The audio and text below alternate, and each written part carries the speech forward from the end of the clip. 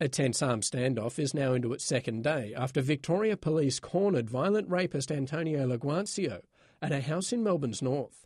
Despite police negotiators trying to resolve the situation, it appears no closer to an end.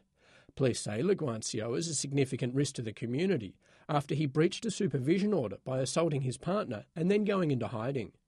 Police are still uncertain whether or not Laguancio is armed and say they'll remain on the scene for as long as it takes to reach a peaceful solution.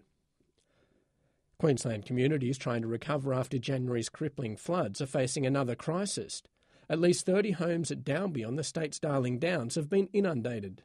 An emergency alert was also issued for residents in the Lockyer Valley area west of Brisbane during the night.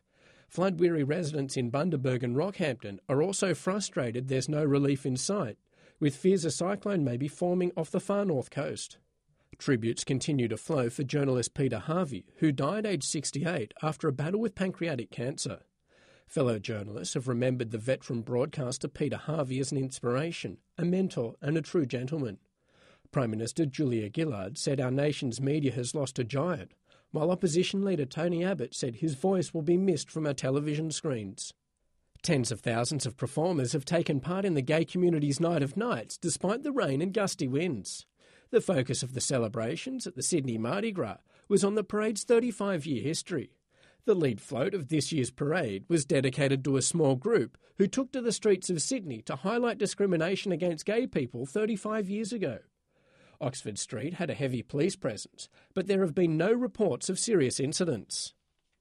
Australian soldiers have accidentally killed 2 children tending cattle in southern Afghanistan.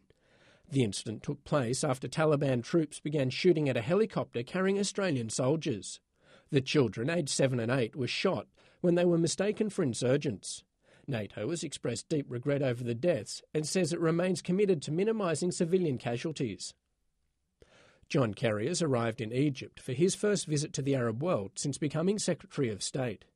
He's held talks with leaders of the country that's mired in political and economic crisis 2 years after the overthrow of Hosni Mubarak. Mr Kerry will outline the importance for political consensus when it comes to economic reforms that are needed to secure an IMF loan. He also met with Arab-led Secretary-General Nabil El Arbri, where instability in the region was top of the agenda. In sport, Australia will be hoping for an improved performance on day 2 of the second test against India. The Aussies declared at 9 for 237 in their first innings, Michael Clarke making 91. In reply, India was none for 5 at stumps.